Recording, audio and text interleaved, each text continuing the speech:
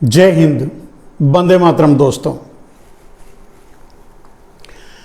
एक बार फिर हम आपके बीच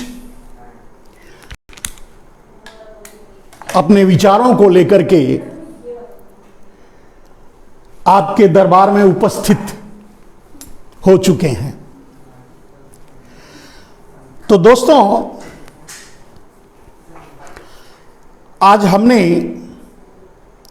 अपने टाइमलाइन पे डाला था और सबसे पहले आप जो मेरे भाई, मेरे बंधु, मेरे मित्र, मुझे चाहने वाले लोग जो जुड़ रहे हैं, मैं मनमोहन मिश्र इस लोकतंत्र टीवी के प्लेटफॉर्म पे आपका स्वागत करते हैं और आपसे अनुरोध करते हैं, आपसे गुजारिश करते हैं दोस्तों कि आप इसे अधिक से अधिक लोगों तक शेयर करें। और सबसे पहले तो जैसे ही आप जुड़ें, ये अपने टाइमलाइन पे शेयर कर लें और फिर इसे अपनी टाइमलाइन से देखें, तो आपके टाइमलाइन से जो गुजरेगा उसको भी ये पता चलता रहेगा और वो भी अगर उसका दिल किया तो औरों को शेयर करेगा, आपसे जुड़ेगा, आपको भी लाइक करेगा, कमेंट करेगा और हमारे लाइव तक भी वो पहुंचेगा। तो इससे आपका और हमारा और इस देश का फायदा होगा। दोस्तों, आज बहुत ही एक सेंसिटिव विषय, दो लाइन की बात है, दो लाइन की एक बात आपके बीच में रखने के लिए आए हैं, लेकिन इस दो लाइन की बात कई दिनों तक लगातार बोली जा सकती है और इस पर मैं मेरे हजारों वीडियोस होंगे सोशल मीडिया पे। ये दो लाइन की बात क्या है और भी बहुत सी चीजें हैं जो हम आपके सामने रखेंगे। दोस्त, जैसा कि आप हमेशा हमें प्यार देते हैं, इज्जत देते हैं, हमारी बातों पर भरोसा करते हैं, विश्वास करते हैं और आप जानते हैं कि हम ना तो किसी पार्टी से जुड़े हुए हैं, ना तो चुनाव लड़ रहे हैं, ना कभी चुनाव लड़ने की इच्छा रखते हैं, ना कभी किसी पार्टी से जुड़ने की इच्छा रखते हैं। हमारा काम तो बस देश को बचाना है, जो देश खतरे में आ चुका है और उसके पीछे की जो साजिशें चल रही हैं, देश किस ढंग से खतरे में आ चुका है, क्यों आ चुका है और उसके पीछे जो साजिशें चल रही हैं उसे आप तक पहुंचाने की कोशिश करते हैं। तो आज अमित शाह जी, आज या कल, उन्होंने एक डायलॉग मारा या एक बात कही कि जाटों के साथ भाजपा का 600 साल का पुराना रिश्ता है, 600 साल से पुराना रिश्ता है। अब ये किस मतलब में, किस अर्थ में कही उन्होंने, ये तो मैं नहीं जानता, लेकिन इसीलिए कहा कि ये दो लाइन की बात है।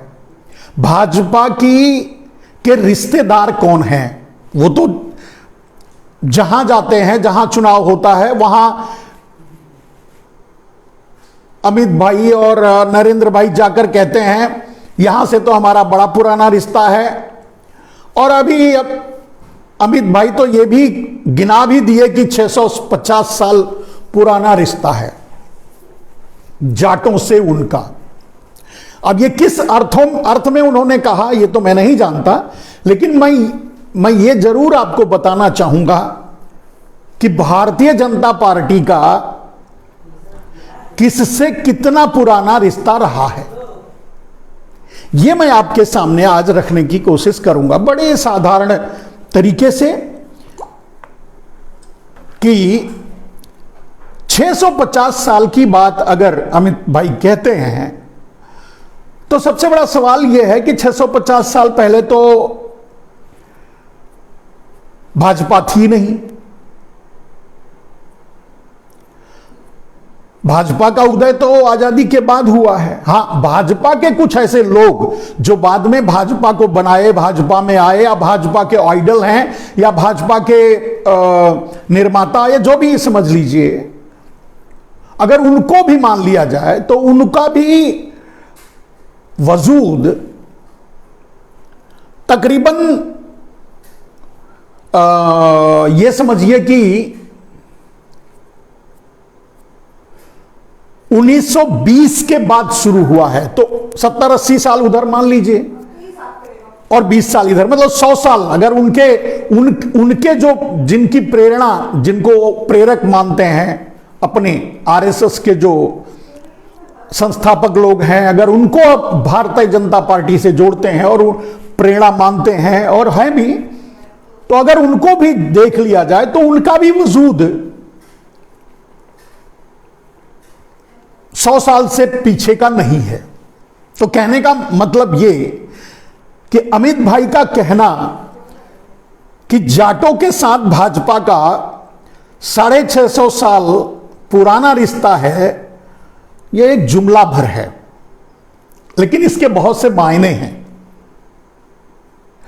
वो जो मायना समझाते हैं दूसरों को, और उनकी पार्टी के लोगों ने जो मायना समझाने की कोशिश की कि अमित भाई क्या कहना चाहते हैं, तो अमित भाई कहना चाहते हैं कि आप भी आजादी के लिए लड़े हो और हम भी आजादी के लिए लड़े हैं। अमित भाई ने तो ये नहीं कहा, लेकिन उनकी वही होता है ना कि मतलब कालिदास की गलती को कैसे लोग सही तरीके से पेश करते हैं। तो पूरी भारतीय जनता पार्टी अब ये समझाने में लगी हुई है कि अमित भाई का कहना था कि 650 साल जाटों से पुराना रिश्ता है, उसका मतलब यह है कि जाट भी अंग्रेजों से लड़े हैं और भारतीय जनता पार्टी भी अंग्रेजों से लड़ी है, ऐसा कहने की कोशिश किए होंगे। अगर किए होंगे तो भारतीय जनता पार्टी आज दो आदमियों में सिमट कर रह गई है, अमित शाह और नरेंद्र मोदी। दो और बाहरी लोगों में देश पूरा सिमट के रह गया है, अडानी और अंबानी। अगर चारों को मान लिया जाए और इनके रिश्तों की व्याख्या की जाए मेरे दोस्तों, तो इनका रिश्ता अंग्रेजों से रहा है। और ये सही कहते हैं, अमित शाह जो कहते हैं वो एक ढंग से सही कहते हैं। हम तो अमित शाह ने 650 साल की बात की, हम तो 1000 साल की बात कहते हैं कि हजारों साल का यह रिकॉर्ड रहा है कि अमित भाई के पूर्वज, अमित भाई के लोग, अब वो भारतीय जनता पार्टी अमित भाई और अगर अमित शाह और नरेंद्र मोदी, अडानी अंबानी तक सीमित है तो उनको ही मान लिया जाए। अगर वो अपने आप पर ही अगर ये ले लें तो भी हजारों साल के रिकॉर्ड के अनुसार अगर इतिहास को खंगाला जाए, देखा जाए, तो ये तो हमेशा बाहरी आक्रमणकारियों के साथ खड़े रहे। अंग्रेजों का साथ दिया, आने वाले मुगलों का साथ दिया, आने वाले अंग्रेजों का साथ दिया, डचों का साथ दिया, फ्रांसीसियों का साथ दिया, पुर्तगालियों का साथ दिया। तो इनका तो यही इतिहास रहा है। और जो भी बाहरी लुटेरे आए, समुद्री लुटेरे, जमीन के लुटेरे, जो भी बाहरी लुटेरे आए, उनका संपर्क भी इनसे था।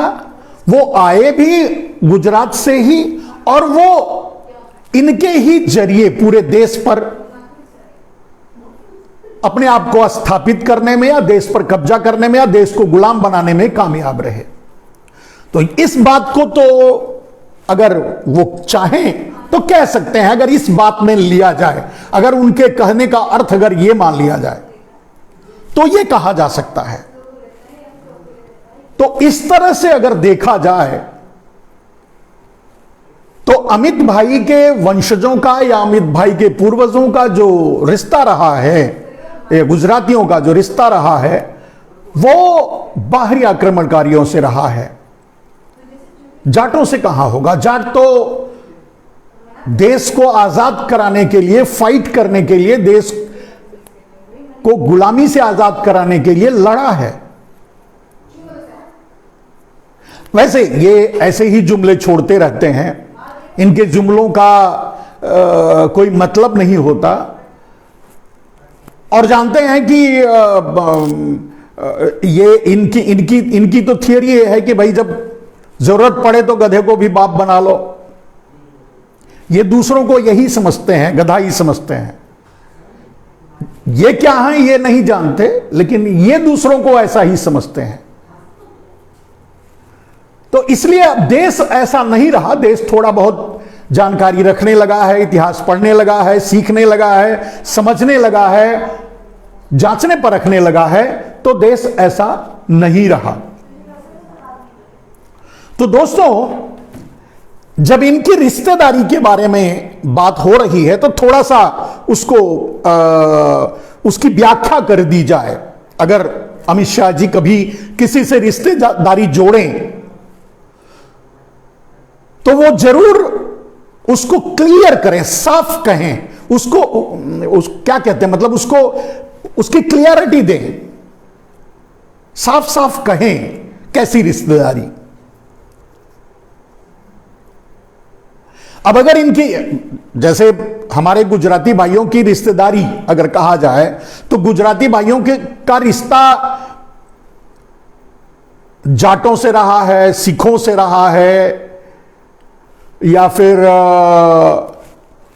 बंगालियों से रहा है, बिहारियों से रहा है, यूपी वालों से रहा है, उत्तराखंड, ये सब गलत है।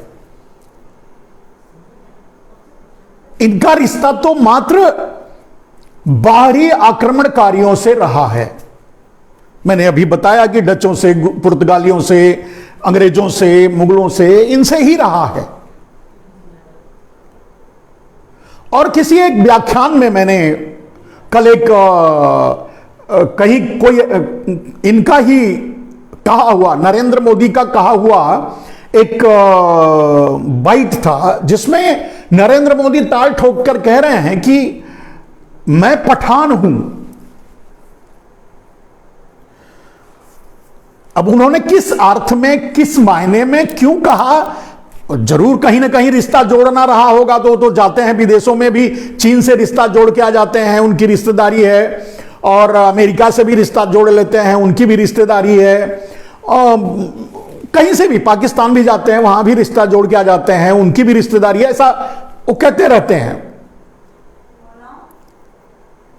लेकिन अब वो उन्होंने किस संदर्भ में कहा मुझे तो नहीं मालूम, लेकिन उन्होंने कहा कि मैं पठान हूं।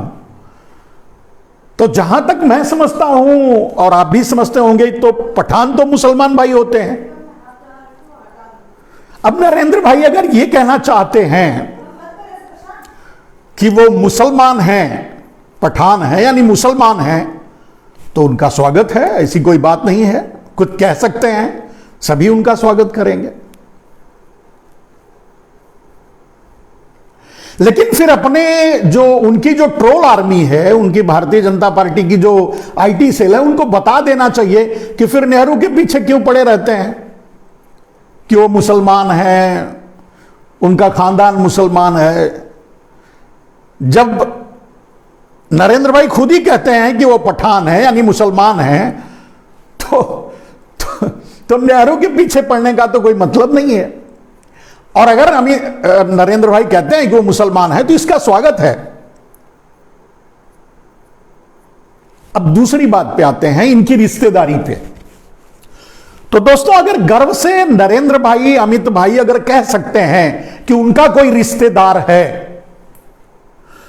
तो अगर इतिहास में जाएं तो वो कह सकते हैं कि मुगलों से उनका रिश्ता रहा है, डचों से रहा है, फ्रांसीसियों से रहा है,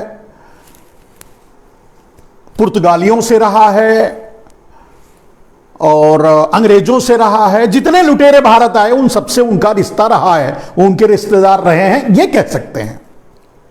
और अगर 1947 के बाद वापस भी आ जाएं इस वर्तमान इतिहास में, तब भी उनका रिश्ता, अगर किसी को अपना रिश्तेदार कह सकते हैं, कोई उनका अपना है, तो मेहुल चोकसी हैं, नीरव मोदी हैं, ललित मोदी हैं,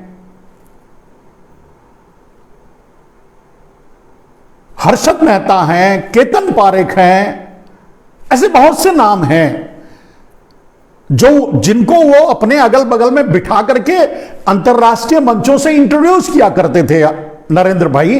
तो इनसे उनकी रिश्तेदारी है, इनको अपना रिश्तेदार कह सकते हैं। बाकी तो देश के किसी को भी अपने बगल में बिठा के उनसे रिश्तेदारी जोड़ना, उनको अंतर्राष्ट्रीय मंचों पर ले जाकर उनको प्रकाशित कर, ऐसा तो नहीं कभी देखा है मैंने तो नहीं देखा कि कहीं कहीं किसी अंतर्राष्ट्रीय मंच पर गए हों और कोई जाट गया हो, कोई किसान गया हो उनके साथ जिसको इंट्रोड्यूस कर रहे हो, कोई बंगाली गया हो उनके साथ जिसको वो इंट्रोड्यूस कर रहे हैं, या कोई, मैंने तो नहीं देखा है। आपने देखा हो तो बताइए। तो अगर अमित भाई को रिश्तेदारी जोड़नी है, कहना है, तो सच कहें कि उनके रिश्तेदार तो नीरव मोदी, मेहुल चौकसी, हर्षद मेहता, केतन पारेख वगैरह वगैरह, मतलब सारे देश के लुटेरे हैं और वही उनके रिश्तेदार हैं। यही जेन्युइनिटी है, यही सच्चाई है। अब उस सच से आंख तो बंद करने से तो कुछ नहीं होगा ना। आंख बंद कर लेंगे, नहीं बोलेंगे, दूसरी कहीं भी जाएंगे, सबको अपना, सभी अपने हैं ये बात कह सकते हैं, सभी हमारे हैं कह सकते हैं। लेकिन जहां जाते हैं वहां, पंजाब में जाते हैं तो हम बोलते हैं हमारे सिखों से रिश्तेदारी है। अभी मैंने देखा एनसीसी की पगड़ी, मतलब पंजाबियों की बांध करके एनसीसी का एक फैंसी ड्रेस में कंपटीशन में, फैंसी ड्रेस ही समझिए, मतलब एक फोटो उनका वायरल आया उनके ही पेज पे। अब वही ड्रेस गर्व से पहन करके नरेंद्र मोदी आज फोटो खिंचवाते हैं जिनको कहते हैं खालिस्तानी हैं, पाकिस्तानी हैं, आतंकवादी हैं, उन्हीं सिखों को ऐसी उपाधियां देते हैं। तो कहने का अर्थ यह है कि ये दोहरे चरित्र के हैं, इनकी किसी से रिश्तेदारी नहीं है। और अब भारतीय जनता पार्टी को जब लीड कर रहे हैं तो भारतीय जनता पार्टी को भी वही कहा जा सकता है कि भारतीय जनता पार्टी की किसी से रिश्तेदारी नहीं है, वो किसी के नहीं है, ना वो अपनों के हैं, ना वो देश के हैं, ना वो किसी के वो नहीं है। ये उभर कर सामने आया है, उनका एटीट्यूड, उनका चरित्र, उनके कर्तव्य, उनके काम, यही सामने आया है अभी तक। तो दोस्तों मैं कह रहा था कि आजादी से पहले, मैं बहुत पुराने अगर इतिहास को नहीं, मैं जितना पढ़ पाता हूं उसको मैं बताने की कोशिश करता हूं। मैंने बहुत कोशिश की है, मैं फिर से एक बार आप लोगों के सामने इस बात को रखता हूं। आप भी ढूंढ करके मुझे जरूर बताइए, मैं भी जानना चाहता हूं, मैं भी गर्व करना चाहता हूं कि क्या 1947 से पहले किसी भी एक गुजराती का आप नाम बता सकते हैं? मोदी, शाह, पारेख, मेहता, मैं सारे गुजरातियों पर आरोप नहीं लगा रहा हूं या टीका टिप्पणी नहीं कर रहा हूं, मैं प्रदेशवाद भी बात नहीं कर रहा हूं। मैं कह रहा हूं कि मतलब नरेंद्र भाई जब निकल करके कहते हैं, अमित भाई जब निकल कर कहते हैं कि वो गुजराती हैं और व्यापार उनके खून में, इसलिए मुझे ये बात कहनी पड़ती है, पूछनी पड़ती है। तो आप सभी से ये पूछना चाहते हैं कि क्या 1947 से पहले कोई भी एक ऐसा गुजराती आप बता सकते हैं जिसको फांसी हुई हो, जिसको जेल हुआ हो, काले पानी हुई हो, या गोली लगी हो, गोली में मारा गया, मतलब शहीद हुआ हो? मैं ये जानना चाहता हूं कि 1947 से पहले कोई भी एक मोदी, शाह, पारेख, मेहता, ललित, चौकसी, नीरव, कोई भी कहीं भी आपको इतिहास में ढूंढने से यह मिलता है? ढूंढ कर भी मुझे भी बताइएगा कि जिसने अपने प्राणों की आहुति देश को आजाद कराने के लिए दिया हो, जैसे चंद्रशेखर आजाद, भगत सिंह और अशफाकुल्ला खां, या ऐसे 2-3 नाम ही मैं ले दूंगा, आप समझ जाएंगे। मतलब बहुत बड़ी फहरिस्त है। और राजीव भाई कहते हैं इतिहास में ये है, अंग्रेजों के इतिहास में, अंग्रेजों के किताबों में, अंग्रेजों के संसद में यह दर्ज है कि 7.5 लाख क्रांतिकारियों ने अपने प्राणों की आहुति, 7.5 लाख से भी अधिक क्रांतिकारियों ने, जो लिखित है, जिनके नाम दर्ज हैं, अपने प्राणों की आहुति दी थी, तब भारत आजाद हुआ था। उनमें चाहे तो नरेंद्र भाई संसद से, ब्रिटिश के संसद से कॉल कर सकते हैं, वो मंगा सकते हैं, तो क्या उनमें कोई गुजराती का नाम भी है? ये मेरा सवाल है। इसको क्लैरिफाई किया जा सकता है, आप भी कर सकते हैं, वो भी कर सकते हैं। पूरा देश अपना है, सभी देश के हैं। मैं यह कह करके आपको यह कहना चाहता हूं कि हम लोगों ने एक गलत आदमी को गलत जिम्मेदारी दी है। जो जिस काबिल हो उसी को वैसी जिम्मेदारी देनी चाहिए। जिस जिम्मेदारी को आपने दिया है नरेंद्र मोदी को, उस काबिल नहीं है। मैं ये बताने की कोशिश कर रहा हूं आपको, और इससे आप समझ में भी जाएंगे। तो कोई भी नाम आपने मैंने ढूंढने की कोशिश की, मुझे नहीं मिला। आपको अगर कोई नाम मिले जो शहादत दी हो, जो शहीद हुआ हो, जो फांसी पर चढ़ा हो, जो अंग्रेजों की गोलियों से मारा गया हो, अगर ऐसा कोई नाम मिले तो जस्ट यू फॉरवर्ड मी, मुझे भी एक्नॉलेज करना, मुझे भी बताना। अब एक और थोड़ा सा आगे जब बढ़ते हैं हम, तो मेरी उम्र भी मतलब 62 साल की हो चुकी है, और 15 साल के बाद से मैं समझने लगा, और पढ़ने लिखने के नाते समाज से जुड़ा, तो समझने लगा कि मतलब कहां क्या कैसा रहा है। इन सालों में मैं 1947 के बाद से लेकर आज तक मैंने ऐसा कोई नजारा मेरे सामने, मतलब ऐसा कोई दृष्टांत मेरे सामने नहीं आता है जहां कोई गुजराती शहीद हुआ हो किसी सीमा पर। पाकिस्तान का बॉर्डर हो, चीन का बॉर्डर हो, चाहे जहां हो, चाहे वो क्या कहते हैं रेगिस्तान हो, चाहे वो कश्मीर का बॉर्डर हो, बर्फ हो, या यहां माने जितने भी बॉर्डर हैं, कहीं भी किसी बॉर्डर से आज तक कम से कम मैंने नोटिस नहीं कर पाया, देख नहीं पाया, नहीं पता चला, नहीं देखा कि किसी मोदी, शाह, पारेख, मेहता का जनाजा तिरंगे में लिपटा हुआ गुजरात जा रहा हो। अगर आपने देखा है, अगर आपने नोटिस किया है, तो उसके लिए भी मैं always welcome, you can share me.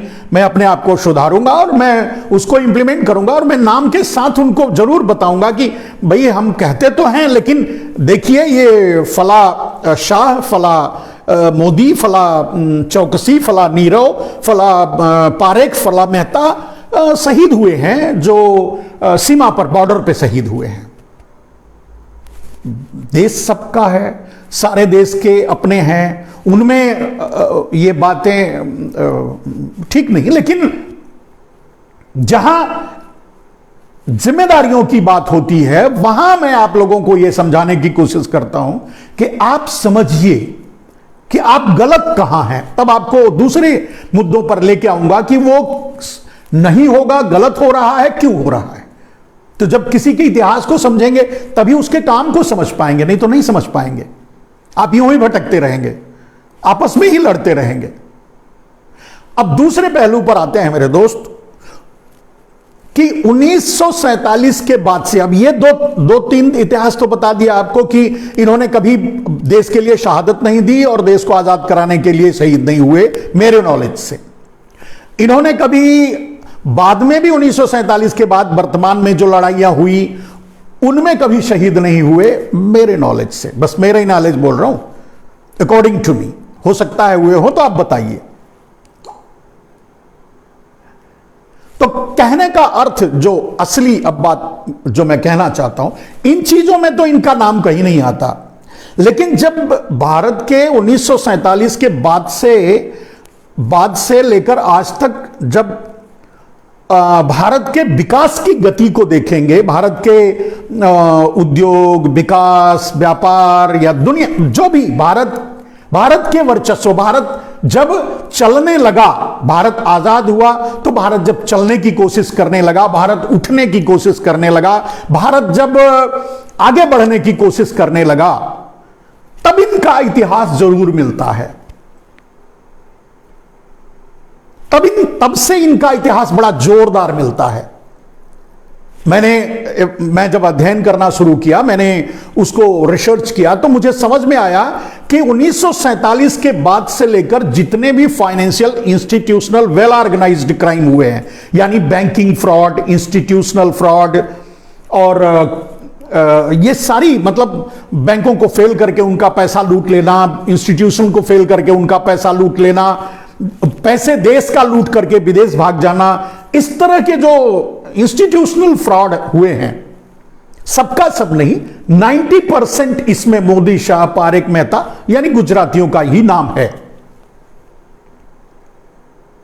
इसीलिए मैंने कहा नरेंद्र भाई से कि क्लैरिफाई कर सकते हैं, देश को बता सकते हैं इस बात को कि भारत के कितने लोगों के ऊपर 500 करोड़ से ऊपर का लोन है। मेरा मानना है कि 90% गुजरातियों ने लोन ले रखा है। भारत के कितने लोगों ने पैसा लेकर के बैंक को वापस नहीं किया है, मेरा मानना है कि 90% उसमें भी गुजरातियों का नाम है। नरेंद्र मोदी यह भी बता सकते हैं कि भारत में एनपीए किसके ऊपर है, जो मतलब भारत में पैसों को फ्रॉड करके निकल लिए, देश छोड़ करके ही भाग गए। मैं समझता हूं उसमें भी 90% गुजरातियों का नाम है। और भारत में काले धन किसके पास है? Who is the ultimate owner of the black money? काला धन किसके पास है? तो मैं मानता हूं कि उसमें भी 90% गुजरातियों का ही नाम है। और इसी कारण से वादा करने के बाद भी नरेंद्र भाई पीछे हट गए। उन्होंने वादा किया था कि सबको 15-20 लाख यूं ही मिल जाएंगे, जब आएगा तो सबको टैक्स नहीं देना पड़ेगा, ये होगा, वो जो भी वादे किए थे उससे पीछे हटने का कारण भी यही है। और आपने देखा होगा कि 2-3 नाम उन्होंने 3 नाम बताया था, तीनों गुजराती थे, उन्होंने इनके ऊपर आरोप लगाया, उसको दबाने में मुश्किल हुई, उसके बाद ये ताल ठोक के खड़े हो गए कि हम किसी का नाम ही नहीं बताएंगे।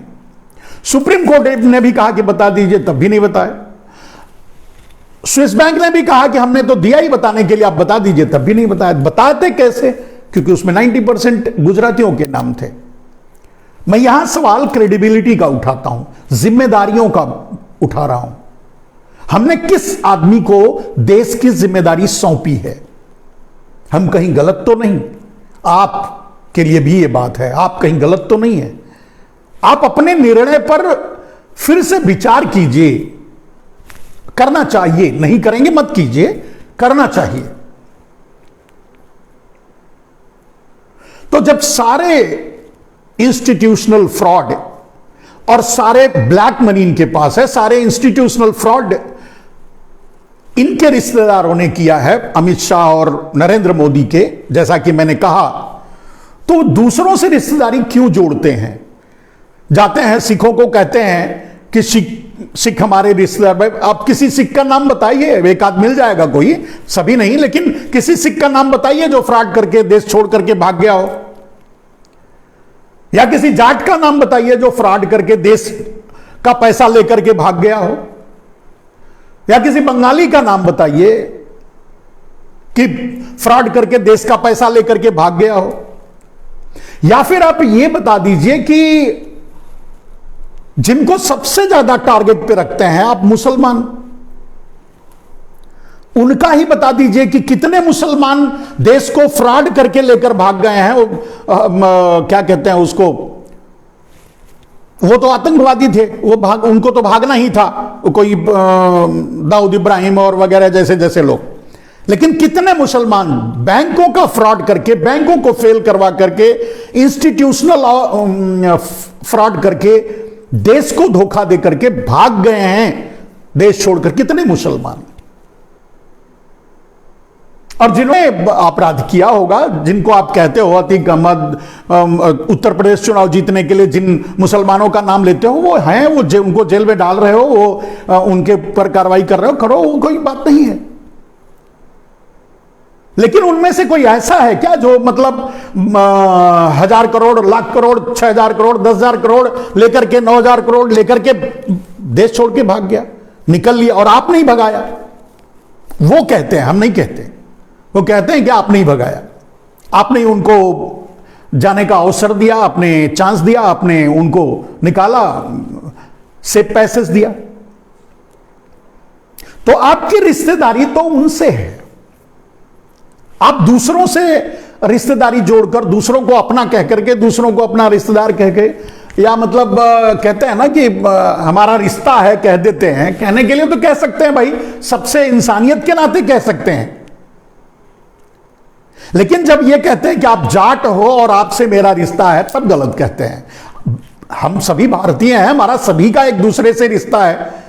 जाटों से आपकी रिश्तेदारी हमसे नहीं है क्या? भारतीय होने के नाते आप हमारे भी रिश्ते में ही हो, हमारे अपने हो, हमारे अपने ही देश के हो। इतना ही कहो, जहां जाओ इतना ही कहो। जाटों के यहां जाओगे तो बोलोगे जाटों से हमारी रिश्तेदारी है, सिखों के यहां जाओगे तो कहोगे सिखों की हमारी रिश्तेदारी है। जाटों पर आप लाठियां चलाते हो। वो रिश्तेदार आपको जब दिल्ली में बैठे थे बॉर्डर पे, तब आपको रिश्तेदार नजर नहीं आए। वो सिख जब बैठे थे दिल्ली बॉर्डर पे, जब उन पर कैनन चला रहे थे, पानी की बौछारें कर रहे थे, जब कीलें ठोक रहे थे, जब उन पे डंडे चला रहे थे, तब आपको उनकी रिश्तेदारी याद नहीं आई। तब आपने नहीं कहा कि अरे मत मारो भाई, ये हमारे रिश्तेदार हैं। अरे भाई 700 किसान मारे गए आपके नाम से लेटर लिख करके। सबने नहीं, कुछ ने लिखा तो आपके नाम से लेटर लिख करके आत्महत्या कर लिया और 700 किसान शहीद हो गए। उनको किसान भी आपने नहीं माना, उनको संसद में श्रद्धांजलि तक नहीं देने दी। उनको इंसान, श्रद्धांजलि तो इंसान मानने पर भी दे देते, किसान तो छोड़ दीजिए। तो चलो उनको जाट ही मान लेते, उनको सिख ही मान लेते, उनको अपना रिश्तेदार ही मान लेते। तो क्या अमित भाई और नरेंद्र भाई ये कहेंगे कि वो अपने रिश्तेदारों के साथ यही करते हैं? तो इस हिसाब से तो जाटों को भी सावधान रहना चाहिए कि ये कहेंगे तो कुछ, जब मारना होगा तो तब न भूल जाएंगे सारी रिश्तेदारी। तो दोस्तों, ये रिश्ते की बात और उनकी क्रेडिबिलिटी, मैंने कहा कि नरेंद्र मोदी की ये क्रेडिबिलिटी नहीं है कि वो भारत के प्रधानमंत्री बन सके। अगर उनको अधिक से अधिक तो विदेश मंत्रालय दे दिया जाता, उनको घूमने का शौक है, कपड़े पहनने का शौक है, वो सही हो जाता। या उनको बहुत था तो वो उसको क्या कहते हैं, मतलब उनके लिए विदेश मंत्रालय एक सूट करता, विदेशों में ज्यादा घूमने का, तो वही है, विदेश मंत्री बन जाते। वो सही था उनके लिए, वही उतना ही तो मेरे ख्याल से जिस काम, या फिर वाणिज्य मंत्री या ऐसा कुछ बना देते, व्यापार वगैरह को भी, उनके खून में व्यापार है तो वो देख लेते। प्रधानमंत्री बनने के काबिल नरेंद्र मोदी किसी भी कीमत पे नहीं थे, नहीं है। इसको जब आप वस्तु स्थिति और उनके कार्यों की विवेचना करेंगे तो आपको समझ में आएगा। ना समझने के लिए आप आंख बंद कर सकते हैं, अपने दिमाग को भी बंद कर सकते हैं, ना सोचें। अब दोस्तों, इस रिश्तेदारी वाले चैप्टर से आगे बढ़ते हैं। अमित भाई ने एक जगह यह कहा है कि 70 साल में, शायद उत्तराखंड में यह बात कही उन्होंने, कि 70 साल में जो नहीं हुआ वो 5 साल में करके दिखाएंगे। तो अमित भाई, अभी तक सरकार किसकी है? अभी तक किसकी सरकार है? 70 साल में जो नहीं हुआ वो अगले 5 साल में करेंगे, तो अभी सरकार किसकी है? पिछले 5 साल में किसकी सरकार थी? खैर, ये सब क्रिटिकल सवाल हैं जिनके जवाब नहीं मिलेंगे आपको, ना किसी से नहीं मिलेंगे। मीडिया को हिम्मत नहीं है पूछने की, मैं पूछूंगा, मेरी औकात नहीं है वहां तक मेरी बात पहुंचने की। तो आप चाहो तो इसको शेयर करके इन सवालों को लोगों तक पहुंचाओ, लोग सवाल करें उनसे कि ऐसा कैसे हो रहा है।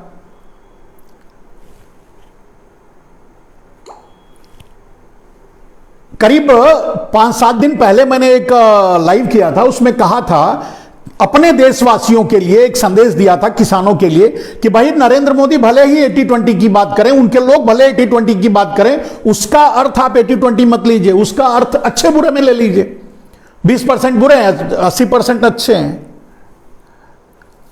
तो एक अभी कल या परसों मैंने देखा है, इंद्रेश बहुत बड़े आरएसएस के नेता हैं, वो इस मेरे वर्ड को यूज कर रहे थे कि भाई अब जिसको जो लेना है ले ले, इस बात को जिसने 80-20 का मतलब हिंदू मुसलमान समझा वो समझ ले, जिसको समझना है तो इसको विकास और बिना विकास का या मतलब अच्छे या बुरे का समझ ले। कहने का अर्थ यह है कि ये देखते तो हैं मुझे कहीं न कहीं से, और अगर देखते नहीं होते तो मेरे वीडियो को स्लो नहीं करते।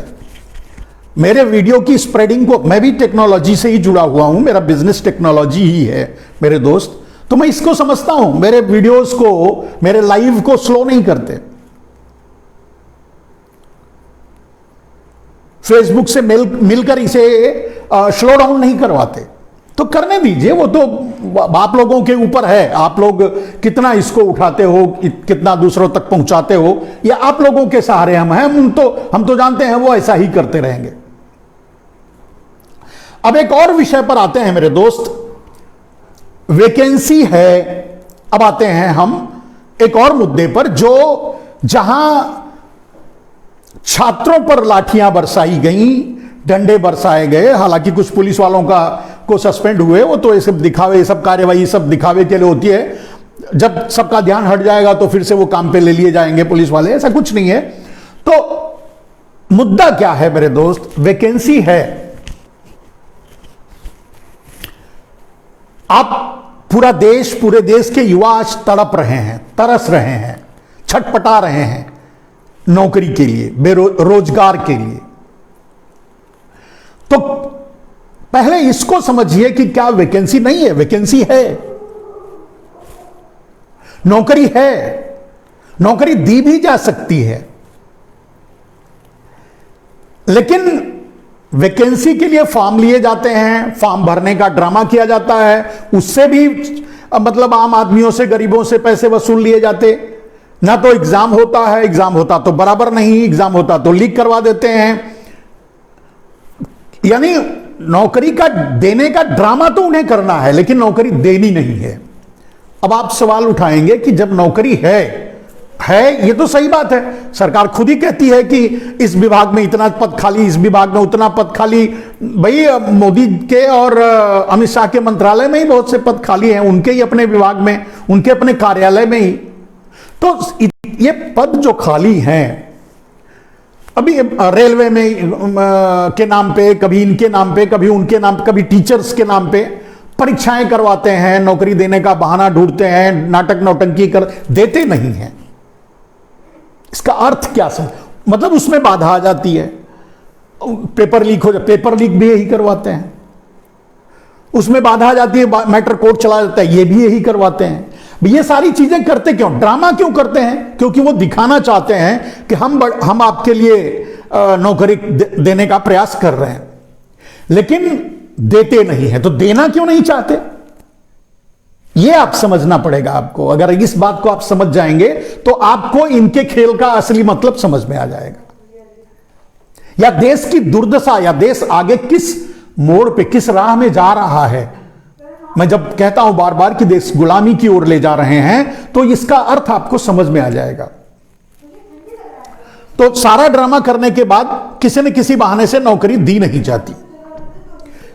मेरे दोस्त, जब नौकरी दी भी नहीं जाती, पद खाली भी हैं, लेकिन व्यवस्थाएं चल रही हैं, मंत्रालय चल रहे हैं, विभाग चल रहा है, देश भी चल रहा है, रोते गाते देश भी चल रहा है। इसका मतलब आप समझते हैं? इसका मतलब जिस दिन आप समझ जाएंगे, उस दिन एक दिन भी नरेंद्र मोदी को बर्दाश्त नहीं करेंगे मेरे दोस्त।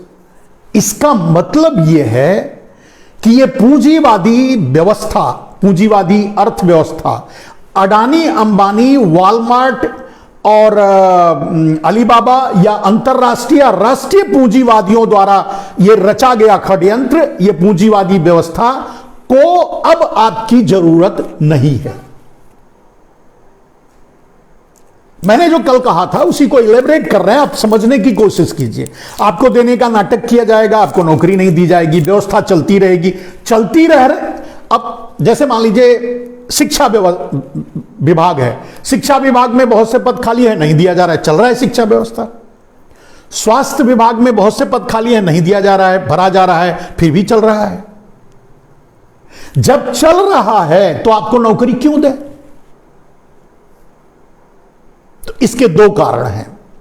पहली बात तो आपको नौकरी देकर के वो अपने खर्चे में कटौती नहीं करना चाहते, यानी वो अपने सेंट्रल विस्टा में खर्च में कमी नहीं करना चाहते। वो हवाई जहाज की 8,500 का हवाई जहाज जो खरीद कर घूमते हैं उसमें कमी नहीं, BMW में कमी, अपने सुख साधनों में कमी नहीं करना चाहते। वो आपके ही पैसे को, आपके ही पेट को काटना चाहते हैं। यानी अगर व्यवस्था ऐसे ही चल रही आपके बगैर तो आपको नौकरी क्यों दें? अगर शिक्षा व्यवस्था चल रही है तो सरकार आपको नौकरी क्यों देगी? रेलवे व्यवस्था अगर चल रही है तो रेलवे आपको नौकरी क्यों देगी?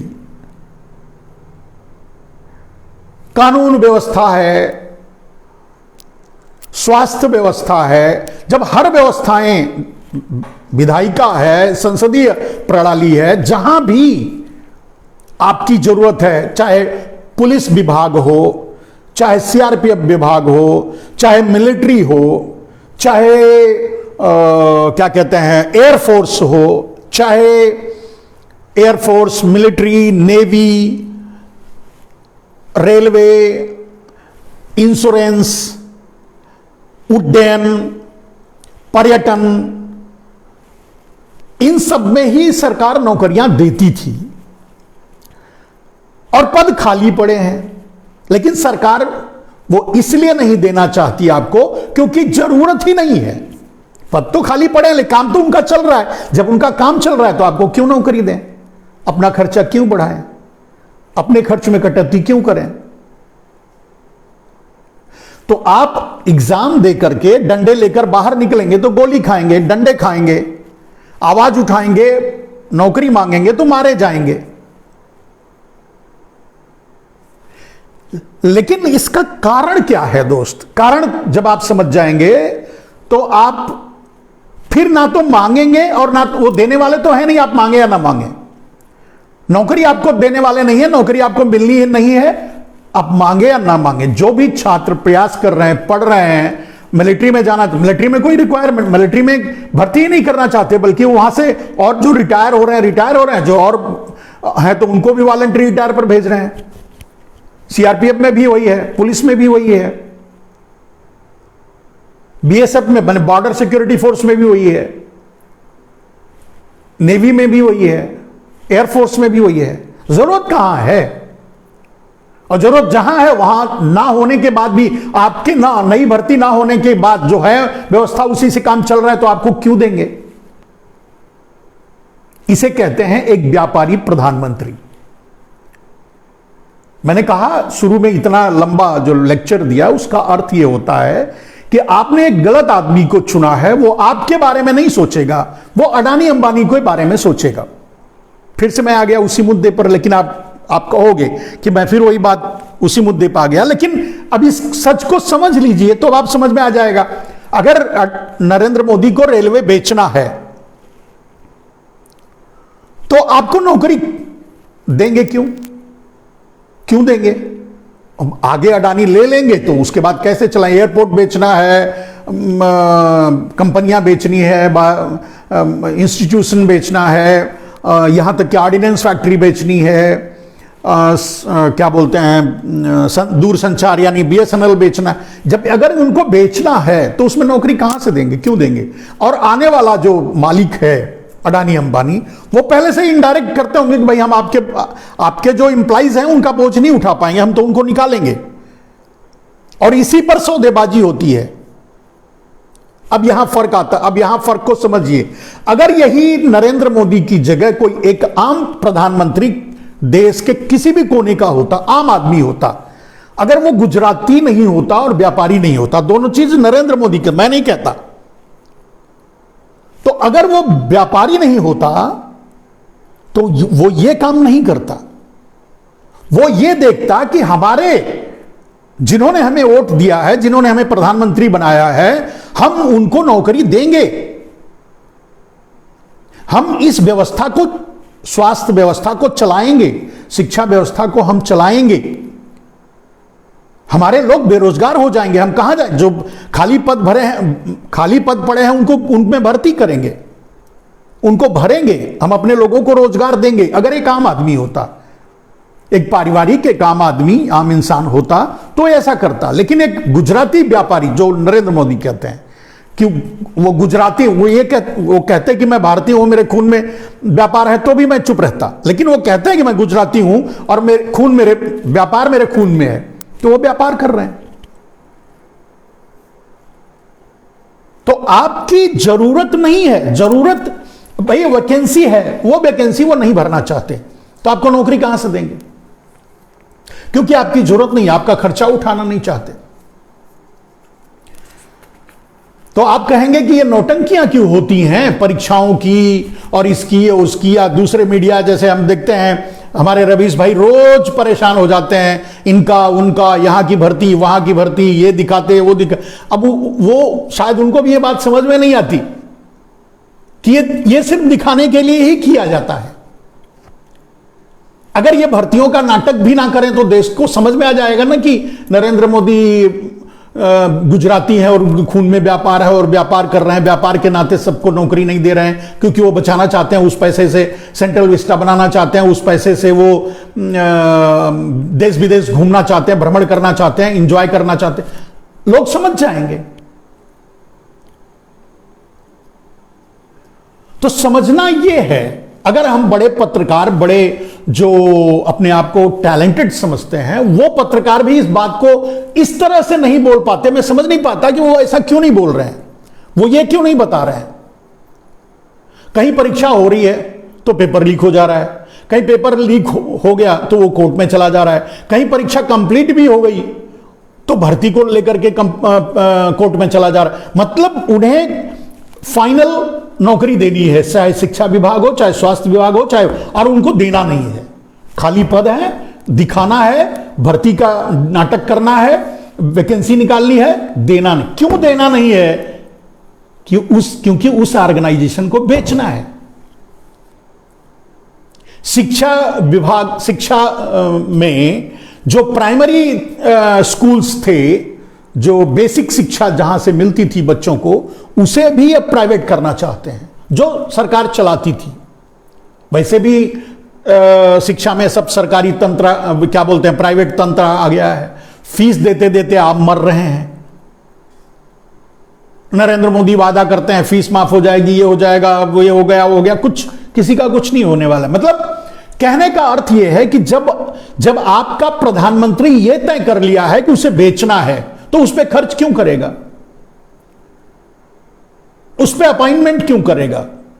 उसमें किसी को नौकरी पर क्यों रखेगा? आज रख लेगा, कल बेच देगा।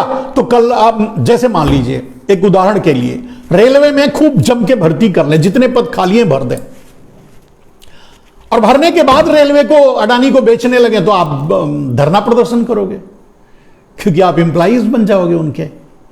वो तो जितने एम्प्लॉइज हैं उनको भी निकालना चाहते हैं कि कोई विरोध करने वाला नहीं होना चाहिए किसी भी संस्था में, शिक्षा, स्वास्थ्य, मिलिट्री वगैरह वगैरह, जहां भी है, कहीं विरोध करने वाला नहीं होना चाहिए। अब नए लोग विरोध करेंगे।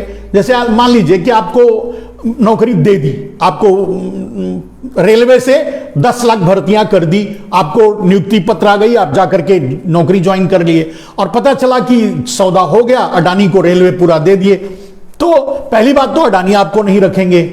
जब अडानी आपको निकालेंगे, आपकी जरूरत नहीं है, आपको निकालेंगे, जब अडानी निकालेंगे तो आप सड़क पर उतरोगे।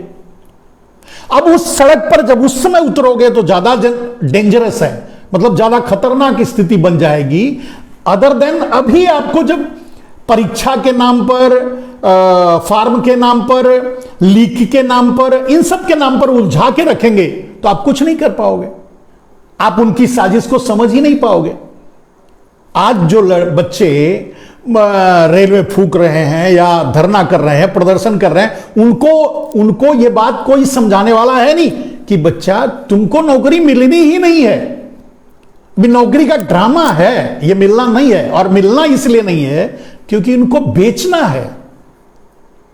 अब एक बात बताइए, एक गांव की ले लीजिए, आपके पास छोटी सी फैक्ट्री है, या समझ लीजिए आपके पास एक, मान लीजिए कि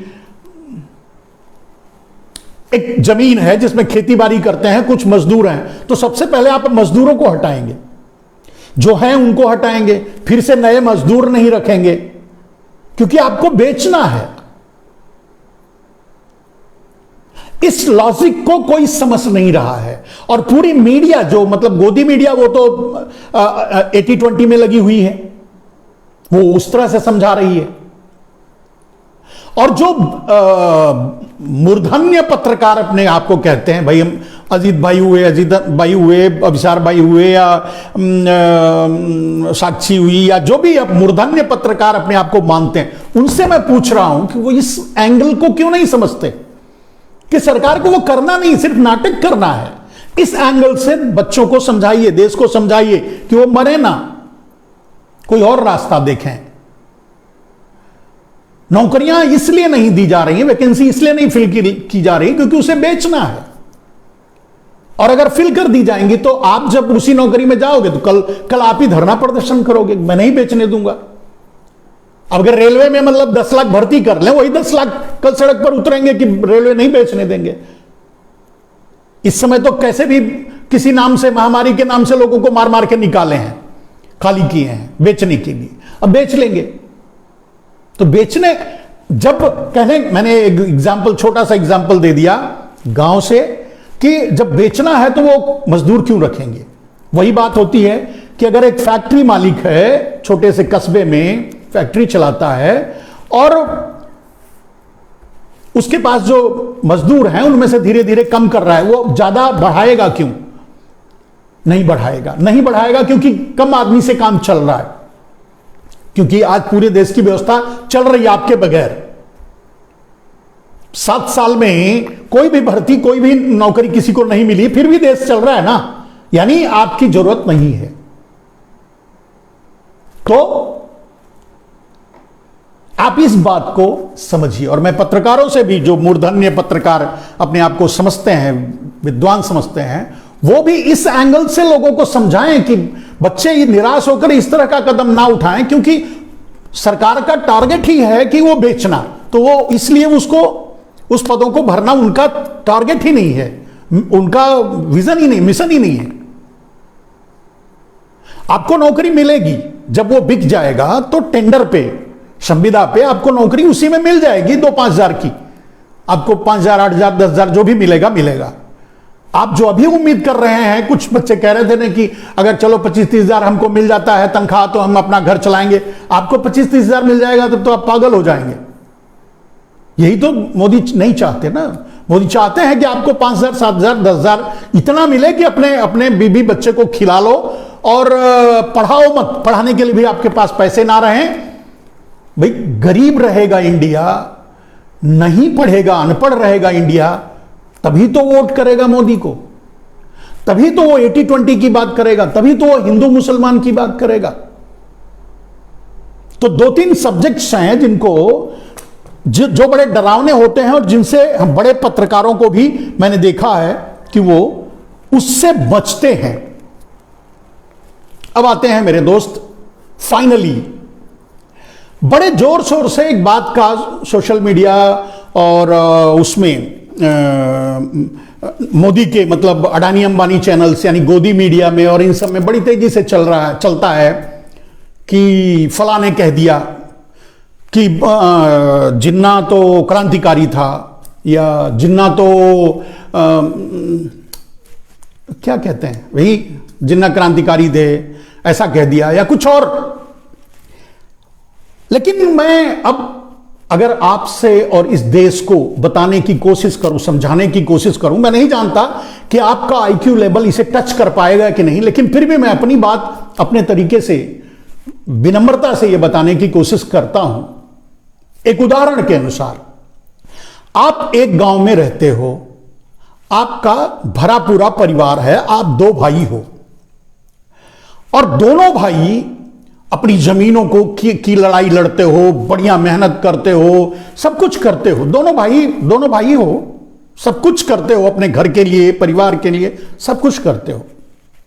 कालांतर में किसी न किसी कारण से अगर आप दोनों अलग हो जाते हो, तो जब तक आप दोनों मिलकर लड़ते हो, तब तक ये कहते हो कि हम दोनों बहादुर हैं, हम दोनों वीर हैं, हम दोनों क्रांतिकारी हैं। अच्छी बात है, सही बात है। आपने बड़ी मेहनत की, बड़ी जंग लड़ी, आप अपने परिवार को, या जो भी, एक छोटे से उदाहरण से मैं इसे प्रस्तुत करना चाहता हूं जिससे आप समझ पाओगे। तो जब अलग हो जाते हो तब क्या आप यह कह सकते हो कि वो गद्दार है? अपने भाई को आप कहोगे कि वो गद्दार है? अरे भाई, किसी न किसी कारण बस आपसे अलग हो गया, वो अलग है, आप अलग हो, वो अपने घर का हीरो है, वो अपने घर का उसके बाल बच्चे, उसका परिवार, तो उसको यही कहता होगा। पहले जो जब पूरा परिवार एक था तब कहते थे ना कि वीर हैं, बहादुर हैं, ये हैं, तो वही तो तब भी उसका परिवार तो उसको वही कहेगा ना। क्या कारण, क्यों, कैसे आप अलग हो गए, ये अलग विषय है।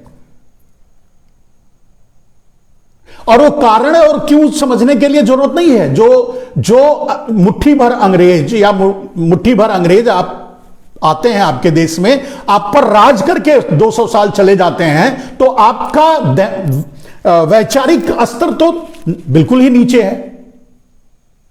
तो इस स्थिति में अब यह बताइए कि अंग्रेज जब जाने लगे तो भारत को तोड़कर चले गए, दो भाग करके चले गए, तो ये उनकी साजिश थी। ये तो सही बात है। मैं नहीं समझता कि भारत का कोई आम आदमी ये चाहता रहा हो कि हिंदुस्तान पाकिस्तान अलग हो जाए या अलग बने या दो देश बने, ऐसा तो नहीं चाहता। लेकिन इसके बाद भी चलिए 1947 के पहले, 1920, 25 या उसके पहले, उस पीरियड में हिंदू मुसलमान जब मिलकर के लड़ाइयां लड़ रहे थे, उसी में से कोई एक, मैं एक जिन्ना की बात नहीं कर रहा हूं, उसी में से कोई एक जिन्ना भी था, उसी में अशफाकुल्लाह भी थे, उसी में से जो थे, तो मान लीजिए अगर वो हमारे साथ आज भी हैं तो वो क्रांतिकारी थे, और हमसे अलग हैं तो वो गद्दार हैं, हमारे दुश्मन हैं, ऐसा तो नहीं है। तब भी वो क्रांति, ठीक है आपके लिए नहीं होंगे वो, लेकिन अपने देश के लिए तो होंगे। तो जिन्ना क्रांतिकारी थे सभी। अगर देखा जाए इतिहास को, जब हम पढ़ते हैं तो हमें समझ में आता है कि जो गर्म दल था उसको ठंडा करने के लिए एक ठंडा दल बनाया गया, यानी एक पॉलिटिकल वैक्यूम बनाया गया, जिससे कि क्रांतिकारियों का जो प्रवाह है 1857 की तरह पूरे भारत में गदर ना हो जाए, और 1857 की तरह अंग्रेजों को गर्दन से ना काटने लगे। उस समय 1857 में अंग्रेजों को महिलाओं ने, इन जो आज के मीडिया, जो गोदी दलाल, जो ये सब हैं, जो उद्योगपति हैं, अडानी अंबानी के बाप दादा जो भी रहे होंगे, उस समय ये साथ नहीं दे रहे थे। लड़ाई किसने लड़ी थी? आम आदमी, मजदूर किसान, उन्होंने लड़ाई लड़ी थी, उन्होंने हथियार उठाया था और अंग्रेजों को गर्दन से काट दिया था। लाखों अंग्रेजों को गर्दन से हिल गए थे, वो भाग गए, भागने की स्थिति आ गई, भाग गए। 1857 की क्रांति कैसे कैसे उसको क्या क्या धोखे हुए, कैसे हुए, वो दमन हुआ, वो खत्म हो गया। लेकिन वही स्थिति फिर से ना आ जाए, इसके लिए अंग्रेजों ने एक ठंडा दल, यानी एक ऐसी व्यवस्था दे दी, एक पार्टी के रूप में या किसी चीज के रूप में, कि भाई ये इनको संभालेंगे। जैसे आपके अमित शाह जाते हैं जाटों के क्षेत्र में, तो वो मिलने के लिए तैयार नहीं होते, तो उनको मनाने के लिए कुछ जाटों को बुला करके उनको समझाया जाता है, वो कुछ जाट। तो इसी तरह से उस समय भी अंग्रेजों ने कुछ लोगों को निकाल करके एक पार्टी का गठन कर दिया कि भाई आप लोग बोलिए देश के बारे में, जिससे हमको मारने के लिए ना आ जाएं, तलवार लेकर के गर्दन से काटने ना आ जाएं। इसके लिए यह व्यवस्था की गई थी। उसमें सभी लोग थे। अब कोई अच्छा था, कोई बुरा था, अब हम ये कोई मतलब नहीं है। अगर आप एक दो शब्दों में अगर कहा जाए, तो अगर आप जो हमारे यहां जो रह गया, मान लीजिए कि अशफाकुल्लाह खां अपना बलिदान दे चुके थे, तो मान लीजिए उनका परिवार अगर पाकिस्तान चला गया होता तो वो गद्दार हैं। अब बताइए, अगर आपका वैचारिक लेवल इसको स्वीकार करता है तो आप समझ सकते हैं। नहीं स्वीकार करेगा तो नहीं समझ सकते। आपको, आपके ऊपर निर्भर है ये। कोई भी, मतलब अगर जिन्ना क्रांतिकारी थे या नहीं, ये बहस का विषय ही नहीं है। ये तो आपको भटकाने के लिए किया जा रहा है। लेकिन यह भी सच है कि जिन्ना क्रांतिकारी थे। जिन्ना को अगर आप कुछ और नाम देना चाहते हैं तो 1947 के बाद दे सकते हैं, जब भारत का बंटवारा हुआ। तो भारत का बंटवारा सिर्फ अकेले जिन्ना नहीं चाहते थे। आरएसएस पूरा का पूरा एक टांग पे खड़ा था कि हमें टू नेशन थियरी, भारत में एक टू नेशन थियरी देने वाला आरएसएस है। आरएसएस के जो संस्थापक थे, जो पहले कार्यकर्ता थे, जो पहले लोग थे, वो टू नेशन थियरी, वो भी इसी बात पे अड़े हुए थे कि भारत और पाकिस्तान बनना चाहिए, भारत दो टुकड़ा होना चाहिए, हम मुसलमानों के साथ नहीं रह सकते, ये आरएसएस का कहना था। और उसी टू नेशन थियरी पे आगे चल करके, जिसका इस्तेमाल अंग्रेजों ने किया, अंग्रेजों ने उधर जिन्ना को भी मिला लिया, इधर कैसे अपनी साजिशें रच करके भारत का बंटवारा करवा दिया। अब प्रश्न ये उठता है, मेरा बस प्रश्न इतना है कि जिन्ना को क्रांतिकारी कहने में, या जिन्ना को जो और चाहे कहना चाहते हो कह लो, मतलब क्या है, अर्थ क्या है? या भारत के परिप्रेक्ष्य में उसका कोई मतलब ही नहीं है। और जब पाकिस्तान के परिप्रेक्ष्य में देखोगे तो क्या पाकिस्तान, जिन्ना को आप जो कहोगे, अगर जिन्ना को आतंकवादी कहते हो, जिन्ना को गद्दार कहते हो, तो क्या पाकिस्तान के लोग भी जिन्ना को वही कहेंगे? नहीं। और अगर अशफाकुल्लाह खां या कोई और देश का कोई और योद्धा रहा होता और उसका परिवार अगर वहां चला गया होता, क्योंकि उसका परिवार वहां ज्यादा थे, तो चला गया होगा, तो वो गद्दार होता, वो जिन्ना को क्या कहता। और दोस्त, अगर राजनीतिक रूप से देखा जाए तो मैं समझता हूं बहुत से ऐसे लोग जो पाकिस्तान के थे, माने पाकिस्तान, आज जो पाकिस्तान है वहां के थे और भारत में आए, भारत में बड़े बड़े पदों पर रहे। हम समझते हैं लाल कृष्ण आडवाणी एक उदाहरण है उसमें। तो किसे आप किसे क्या कहना चाहते हो और उससे मैसेज क्या देना चाहते हो? आपकी नीयत खराब है। जो सवाल ही नहीं, अगर जो आज ये कहता है कि जिन्ना गद्दार थे, तो पाकिस्तान में जाके कहे। भारत के लिए उसका क्या मतलब है कहने का? और अगर कोई भी ये कहता है कि जिन्ना भी 1947 के बाद, तो पहले तो क्रांतिकारी ही थे, तो कोई ये कहता है कि जिन्ना क्रांतिकारी थे, तो थे, उस समय वो थे। बाद में जो परिस्थितियां बनी, बंटवारा हुआ, जो कुछ हुआ, उसमें जो भी हुआ, मैंने एग्जाम्पल से दिया, बड़े बड़े सटीक एग्जाम्पल, इससे ज्यादा बड़ा एग्जाम्पल कोई नहीं दे सकता कि किसी कारण बस आप जिसकी पूजा करते हो या जिसे महान कहते हो, जिसे आज क्रांतिकारी कहते हो, उसका भी परिवार किसी कारण बस अगर पाकिस्तान में रहा या गया या चला गया तो गद्दार हो गया, या वो वहां रहकर पाकिस्तान में जिन्ना को गद्दार कहेगा। ऐतिहासिक रूप से उस समय जिन्ना क्रांतिकारी थे तो थे, आज भी। उस पर डिबेट किस बात की?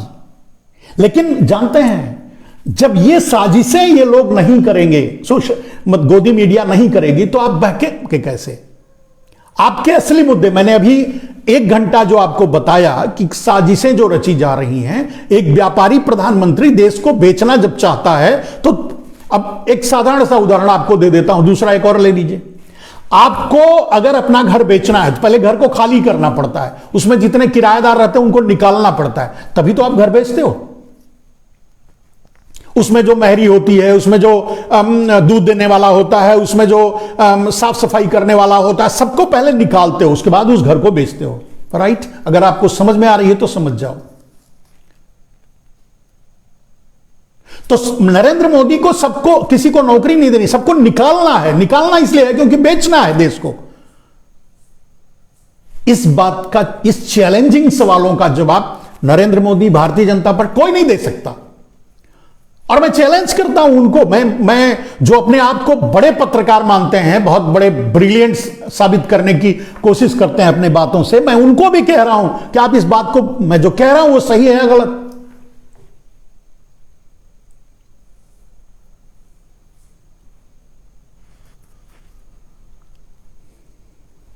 तो कहने का अर्थ यह है कि दो चीजों का मैंने जवाब दिया जिसका भारत में कोई वजूद नहीं, कोई महत्व नहीं है। एक बात और बताओ, जब भारत आजादी के लिए लड़ रहा था, अंग्रेजों से लड़ाइयां चल रही थी, तो मैंने कहा है कि 0% गुजरातियों की भागीदारी, हमने कोई भी क्रांति नहीं किया है, क्रांति की लड़ाई नहीं लड़ा है, भागीदारी नहीं की है। यह तो एक विषय है, छोड़ो, यहां मैं नहीं रुकना चाहता। मैं जो बताना चाहता हूं वो ये कि चाहे कराची हो, चाहे ढाका हो, चाहे इस्लामाबाद हो, यह सब क्रांतिकारियों का गढ़ रहा है। वहां से क्रांतिकारी निकले हैं, लड़ाइयां लड़े हैं, हिंदू मुसलमान मिलकर रहे हैं। उसके अलावा मैं भौगोलिक स्थितियों पर भी ये बात कह रहा हूं कि कराची और लाहौर और इस्लामाबाद, ढाका, इन सब जगहों से लोग निकले हैं और क्रांति की लड़ाइयां लड़े हैं, अंग्रेजों से लड़े हैं, लोहा लिए हैं। उस समय वो क्रांतिकारी थे, देश के लिए लड़ रहे थे। आप किन कारणों से अगर देश का विभाजन हो गया, वो बांग्लादेश बन गया, वो पाकिस्तान बन गया, तो वो भूमि गद्दार हो गई, वहां के लोग गद्दार हो गए, वो हमारे दुश्मन हो गए। नंबर 1 दुश्मन कहो या नंबर 2 दुश्मन कहो, नहीं कहोगे तो आप गलत हो। ये क्या मतलब है? हमारे संबित पात्रा कहते हैं, संबित पात्रा जी पूछते हैं, लेकिन संबित पात्रा जी ये पूछते हैं पाकिस्तान हमारा नंबर 1 दुश्मन है या नंबर 1 दुश्मन नहीं है। लेकिन संबित पात्रा जी, आपसे मैं पूछता हूं, अगर आप इंटेलिजेंट हैं तो इस सवाल का जवाब दीजिए कि वो दुश्मन है या नहीं है, ये तो छोड़ दीजिए, लेकिन जिन्होंने 200 साल 250 साल आपको रौंद डाला, सरेआम मां बहन का बलात्कार किया, किसानों का कत्लेआम किया, शिक्षकों को जान से मार डाला, आपके शिक्षा व्यवस्था को जला दिया, ध्वस्त कर दिया, सब कुछ कर दिया अंग्रेज। आपकी पूरी व्यवस्था, आपका प्रधानमंत्री उनके तलवे चाट रहा है, चाहता है कि वो कैसे कब आए। और भाई उसी सी जिनपिंग को झूला झुलाया जाता है, उसी ट्रंप को झुलाया जाता है, उसी ब्रिटिश की महारानी को भोज दिए जाते हैं। क्यों? हम पड़ोसी होकर के हम बगल वाले को तो दुश्मन मान लिया, लेकिन जो हमको आकर के हमारी मां बहन करके गया वो हमारे लिए अच्छा हो गया। अंग्रेज हमारे लिए अच्छे हो गए आपके हिसाब से पात्रा जी? जो माताओं बहनों का सरेआम खुलेआम पब्लिक में बलात्कार किया, जो रौंदा देश को, जो दमन किया, जो देश को लूटा, वो अच्छा हो गया। उससे दोस्ती आपको चाहिए, उससे मित्रता आपको चाहिए, उससे संबंध बनाए रखना चाहिए, डिप्लोमेसी चाहिए आपको। और लेकिन बगल में रहने वाला वो दुश्मन हो गया। क्यों भाई? आप अगर पाकिस्तान को कहते हो कि पाकिस्तान हमसे कई बार युद्ध कर चुका है, 1971 में लड़ाई, ठीक है, 1971 के बारे में बता। 1971 में पाकिस्तान लड़ता ही नहीं अगर अमेरिका नहीं सहकाता। अमेरिका ताल ठोक करके अपनी सेना भेज रहा था पाकिस्तान के साथ भारत पर चढ़ाई करने के लिए, लड़ने के लिए। अगर उस समय रसिया सामने नहीं आया होता तो अमेरिका साथ में मिलकर भारत को गुलाम बनवा ही दिया होता। जो होता वो अलग बात है, यही होता ना। रशिया के बीच में आने से अमेरिका पीछे हट गया, यही बात हुआ। अब वो अमेरिका हमारा मित्र हो गया, आपका प्रधानमंत्री 18 बार साष्टांग दंडवत करके आ गया, चरण वंदना करके आ गया, वो सही है। लेकिन पाकिस्तान अब भी वही दुश्मन है। चलो, और एक अंगल मैंने कल बताया था, वो फिर से बता देता हूं कि आपके जितने, जो आपके बाप हैं यानी अडानी और अंबानी, जिसके बल पे आप रैलियां कर रहे हो, जिनके जरिए आप प्रधानमंत्री बने हो, उनसे भी पूछ लो, उनका तो सारा बिजनेस पाकिस्तान और चीन में है। वो गद्दार नहीं हुए क्या? 3,000 करोड़ का ड्रग्स पकड़ा जाता है अडानी के गोडाउन में, वो देश के गद्दार नहीं हैं। और मुख्तार अंसारी गद्दार हैं।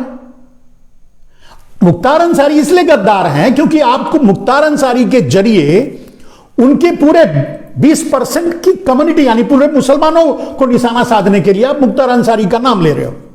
तो आप मेहुल चौकसी का भी नाम लो, नीरव मोदी का भी नाम लो, अडानी का भी नाम लो, अंबानी का भी नाम लो ना नाम।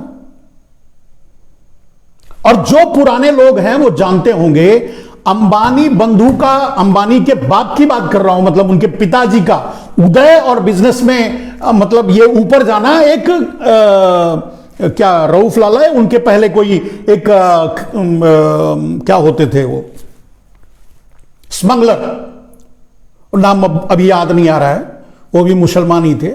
उनके पैसे से इन्होंने पूरी संपत्तियां बनाई, अब कंपनियां खड़ी की, ये किया वो किया। मतलब मैं कहना चाहता हूं कि स्मगलिंग के पैसे को लेकर के इन्वेस्ट करके अंबानी, धीरू भाई अंबानी अपने बिजनेस के वर्चस्व को बढ़ाया था। आप उन्हें क्या कहोगे? पढ़ लीजिए, पूरे पुराने इतिहासों में, पुराने न्यूज़पेपरों में मिल जाएंगे। आरोप लगा था, मैं नहीं जानता, आरोप लगा था ऐसा। और बहुत से नेता ऐसे हैं जो आज राजनीति में बड़े पदों पर हैं, बड़े हैं, उन पर आरोप लग चुका है कि उनका तो संबंध दाऊद इब्राहिम से था, उनका तो संबंध रऊफ लाला से था, उनका तो संबंध किसी और पर, वो नाम ही नहीं आ रहा है। सबसे पुराना जो स्मगलिंग करता था सोने होने का, वो नाम उसका नहीं आ रहा है। वो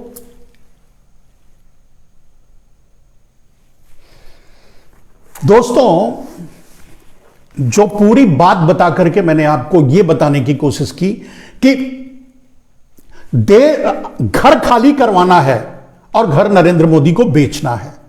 नरेंद्र मोदी व्यापारी हैं, आपसे अब फायदा नहीं है, तो घर आपको बेचना है तो आपको घर से निकालना है। वो वही कर रहे हैं। नौकरी आपको ना अब देंगे, न तब देंगे, न कभी देंगे, क्योंकि उनको बेचना है। मिशन उनका ये है।